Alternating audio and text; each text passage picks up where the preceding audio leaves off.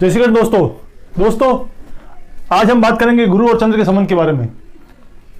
गुरु और चंद्र एक मन का कारक और एक बुद्धि का कारक, विवेक का कारक, ज्ञान का कारक, इन दोनों का जो संबंध है वो जीवन में कई तरह की सफलता और असफलता को सूचक होता है। तो दोस्तों हमारे साथ वीडियो के अंत तक बने रहिएगा ताकि आपको इस संबंध में रोचक जानकारी प्राप्त हो सके। वीडियो पसंद आए तो लाइक जरूर कीजिएगा, सब्सक्राइब कीजिएगा ताकि हम मोटिवेट हो सकें। तो दोस्तों आज हम बात करते हैं गुरु और चंद्र के बारे में। गुरु और चंद्र का जब भी कुंडली के अंदर केंद्रीय संबंध होता है, केंद्र मैंने आपको बताए हैं 1, 4, 7 और ये 10, ये चारों केंद्र होते हैं और ये 2 त्रिकोण होते हैं। जब भी गुरु और चंद्रमा का केंद्रीय संबंध होता है, अब यहां पर मैं आपको स्पष्ट करता चलूं, केंद्रीय संबंध का मतलब ये नहीं है कि इन चारों स्थानों पर ही गुरु या चंद्रमा एक साथ बैठे हैं।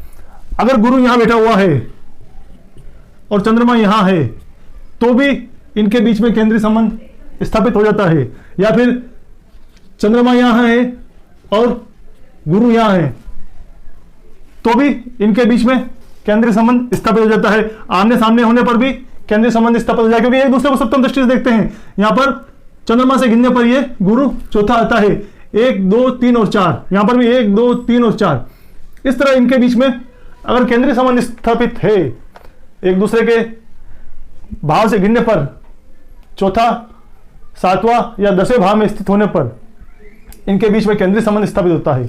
और जब गुरु और चंद्र के बीच में केंद्रीय संबंध स्थापित होता है तो गज केसरी योग का निर्माण होता है। गज का मतलब हाथी के समान और केसरी का मतलब सिंह के समान।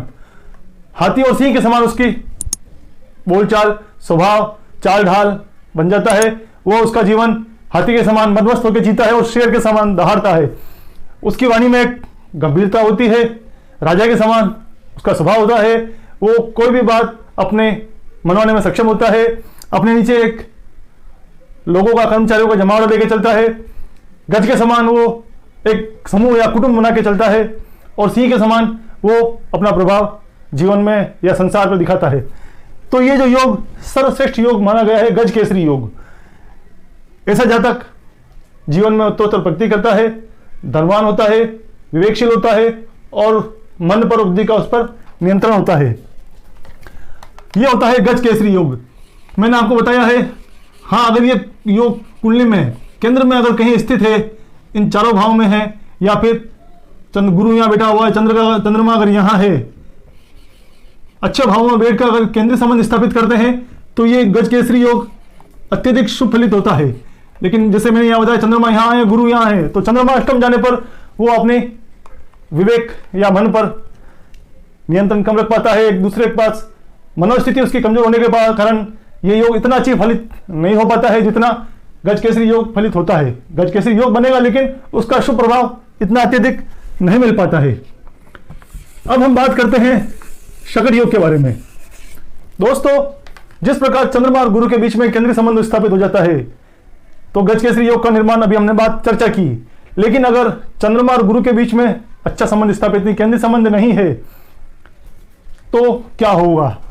अगर गुरु और चंद्रमा के बीच में, जैसे अगर गुरु यहां पर स्थापित है और चंद्रमा यहां पर स्थापित है, दोनों एक केंद्र में और त्रिकोण में है, लेकिन यह योग शकट योग का निर्माण कर रहा है। शकट योग कैसे हुआ?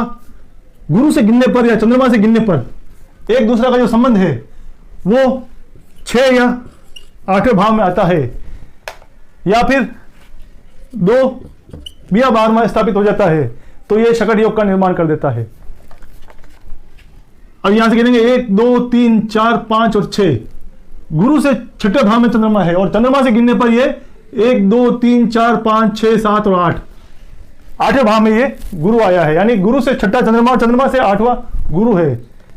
ये शकट योग का निर्माण होता है।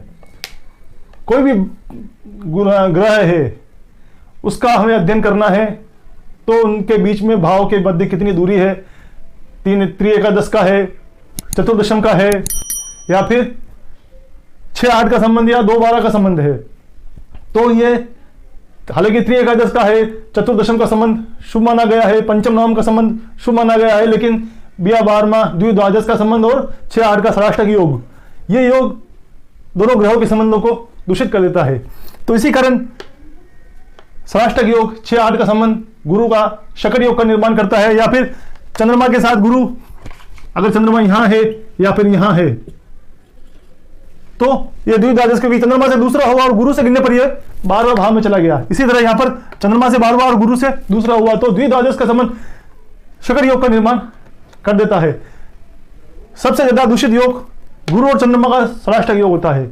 ऐसा योग होने पर व्यक्ति शकट के समान उसका जीवन हो जाता है। कभी उसे अचानक उसका भाग्य साथ दे देता है, सफलता की उच्चतम शिखर तक पहुंच जाता है, लेकिन कभी कभी वो निम्न स्तर की ओर या अधोगति प्राप्त करता है, निर्धनता की ओर बढ़ जाता है। कभी राजा के समान जीवन जीता है और कभी अचानक वो निर्धन सा जीवन जीने लग जाता है। ये होता है शकट योग। शकट की तरह कभी वो ऊपर और कभी नीचे की ओर उसका पतन हो जाता है। इसमें कुछ कुंडलियों में मैंने अपवाद भी देखा है, जैसा कि जवाहरलाल नेहरू की कुंडली में। जवाहरलाल नेहरू की कुंडली में भी शकट योग था, लेकिन वो राजा के समान जीवन उसने जिया है। तो कुछ एक कुंडली में ये अपवाद देखने को मिला है, लेकिन ये योग इतना अच्छा नहीं माना गया है। जीवन में संघर्ष दे देता है, बार बार सफलता मिलने पर भी उसे असफल होना पड़ता है। जीवन में उसके कोई ना कोई ऐसा दुख होता है जिसकी टीस या जिसकी चोट उसे जीवन भर अपने साथ लेकर चलनी पड़ती है। वो जीवन भर उस चोट को अपने साथ लेकर जीता है। शकट योग शुभ योग नहीं माना गया है। कुछ अपवाद को छोड़ दिया जाए तो शकट योग खराब योग है, दुर्योग है, और गज केसरी योग शुभ योग उत्तम योग माना गया है। दोनों गुरु और चंद्रमा के कारण बनता है, एक मन और एक ज्ञान बुद्धि के कारण बनता है, लेकिन एक योग राजा बना देता है और एक योग गरीब बना देता है। तो दोस्तों, आज हमने बात की गुरु चंद्रमा के योग के ऊपर। आगे भी हम एक नए विषय के साथ आपके साथ पुनः प्रस्तुत होंगे। हमारा वीडियो पसंद आए तो लाइक और सब्सक्राइब जरूर कीजिएगा। जय श्री कृष्ण।